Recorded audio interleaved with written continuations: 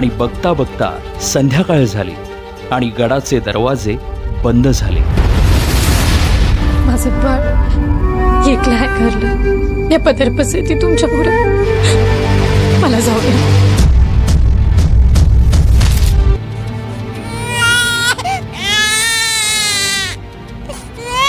दमलेला जीव पुन्हा उमलून येई, कानी येते हाक जेव्हा आई आई आई. दमलेला जीव पुन्हा उमलून येई, कानी येते हाक जेव्हा आई आई आई आई आई आई आई आई आई. कुठून तरी रस्ता असेल ना, एवढा मोठा गड. ऐसा जो पश्चिमेचा कडा आहे, तिथं ना तटबंदी ना बुरुज, कडा असा भडकतो का तिथून फकस्त वारावर यंगतो आणि पाणी खाली नांगतो. पण माझं बाळ. आई भवानी राहील पाठीशी उभी.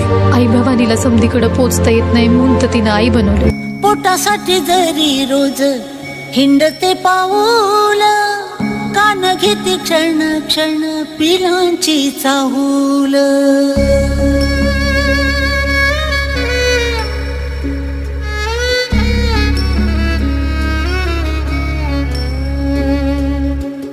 पोटासाठी जरी रोज हिंडते पाऊल, कान घेते क्षण क्षण पिलांची चाहूल. झोपेमध्ये सुद्धा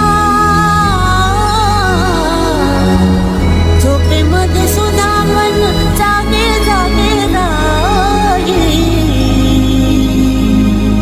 कानी येते हाक जेव्हा आई आई आई आई आई आई आई आई आई आई.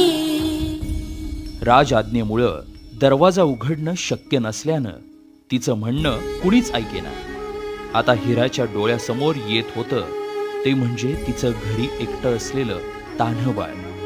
त्याच्या आठवणीनं व्याकुळ झालेल्या हिरानं किल्ल्याच्या कडावरून खाली उतरण्याचा निर्णय घेतला.